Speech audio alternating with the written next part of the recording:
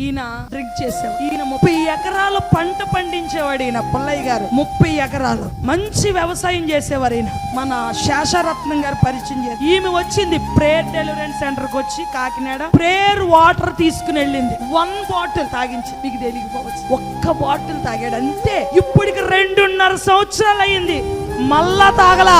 2.5 సంవత్సరాలు. ఈయన తాగితే 30 ఎకరాల్లో పనిచేసే వాళ్ళు అందరినీ తిట్టేవాడు. కానీ ఈ రోజు మార్చాడు. దేవుడు ఏమన్నాడంటే, నువ్వు నన్ను సాక్ష్యం చెప్పలేదా నువ్వు? ఇప్పుడు నీకు ఈయన కొరకు వచ్చినప్పుడే నీకు ఒక కంతు ఉందని దేవుడు బయలుపరిచాడు. అమ్మ, ఇప్పుడు దేవుడు బయలుపరిచాక నువ్వు ఎన్ని సంవత్సరాలకు వచ్చావు? బయలుపరిచాక 2 సంవత్సరాలకు వచ్చింది. అప్పుడు కాయ ఉందా నీకు? చిన్నది ఉంది. తర్వాత ఏమైంది? ఇప్పుడు ఏమైంది? హల్లెలూయా. 2 సంవత్సరాల కింద చిన్నదుంది, మాట వినలా.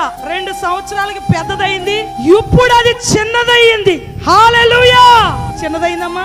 దేవునికి స్తోత్రం. గట్టిగా చప్పట్లు కొట్టండి. హల్లెలూయా.